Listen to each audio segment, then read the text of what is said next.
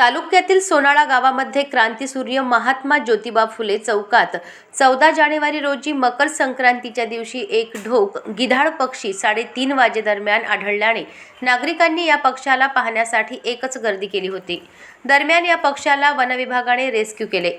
याबाबत सविस्तर वृत्त असे की मकर संक्रांतीच्या दिवशी दुपारी सोनाळा गावामध्ये वन्य पक्षी गिधाड जातीचे दिसून आले असता सदर गिधाड पक्षाला रेस्क्यू करून पशुवैद्यकीय सोनाळा येथे आणून गिधाडची वैद्यकीय तपासणी केली असता सदर पक्षाची टॅगिंग नंबर E96 व M89 क्रमांक असलेला दिसून आला।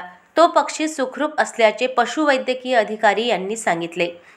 पुढील मार्गदर्शनाखाली राहुल सिंग तोलिया DYCF अकोट वन्यजीव विभाग अकोट तसेच गणेश टेकाडे अकोट तसेच डॉक्टर प्रमोद जाधव पशुवैद्यकीय अधिकारी सोनाळा व अजय बावने सोनाळा यांच्या मार्गदर्शनाखाली कपिल मोरे वनरक्षक सालवन बीट PA जागरवाल वनरक्षक पिंगळी बीट व NY पळसपगार सोनाळा परिक्षेत्र सोनाळा तसेच चेतनजी वर्मा वन्यजीव प्रेमी सोनाळा सुनील सखाराम खिराळे वनसेवक आरिफ केदार वनसेवक सुमित भास्कर वनसेवक सूर्या सूत गिधाड पर्यवेक्षक यांनी सोनाळा येथून गिधाड संशोधन केंद्र सोमठाणा येथे नेण्यात आले।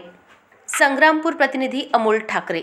अशाच महत्त्वपूर्ण बातम्यांच्या अपडेटसाठी अजिंक्य भारत न्यूजच्या पेजला फॉलो करा आणि सबस्क्राइब करा। Thank you for watching.